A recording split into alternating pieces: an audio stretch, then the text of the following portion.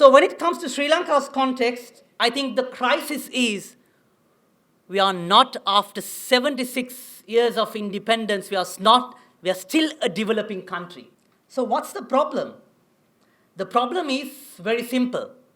We borrowed too much money in dollar terms, in short maturity, and invested in infrastructure which did not generate any revenue.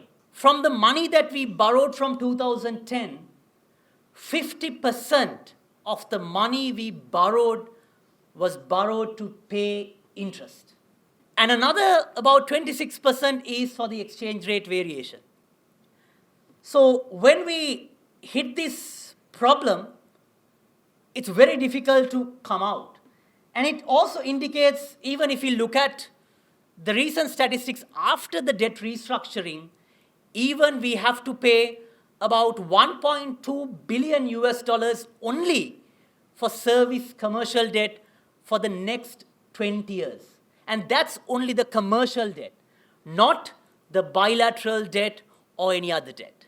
Even this reflects, if you look at the budget numbers which was presented by this new government, even in their budget. Even if you look at our expenditure in rupee terms, let's say our expenditure is 7 rupees. To spend 7 rupees, our income is about 5 rupees. And out of that 5 rupees, we have to spend 3 rupees just as interest. So while we are earning 5 rupees, we have to spend 3 rupees for interest expenditure, and out of 7 rupees, again we have to spend 3 rupees as interest. So under this context, the only way out for Sri Lanka is growth. Growth is the only answer. We have to grow the economy, and we have to do everything to grow the economy.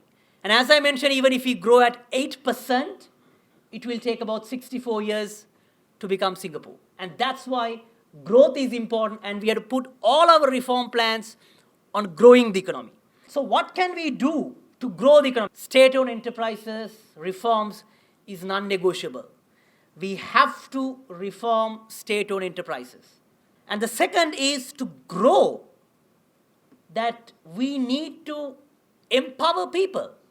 And even if you look at our salary structure, the challenge is when government incurs losses on those state-owned enterprises, there are a lot of areas that we have to spend more, especially on education and healthcare. And if you compare the salaries taken by the teachers and the healthcare workers, which is not at all adequate and comparable with the losses that we make compared to our state-owned enterprises. For an instance, last year's budget, we absorbed about 500 million US dollars on one state-owned enterprise, which is about 150 billion Sri Lankan rupees. And that is pretty much equivalent for what we have allocated for entire healthcare workforce in 2019. So we have to spend more money on healthcare and education, but we cannot do it if the government try to keep a lot of entities under them, because it stops growing. That's the number one reform that we need to do. The second reform is mainly on trade and investment. This has also been widely spoken, commented, but the reforms has to be done. We also need to understand we are in a context of a highly aging population.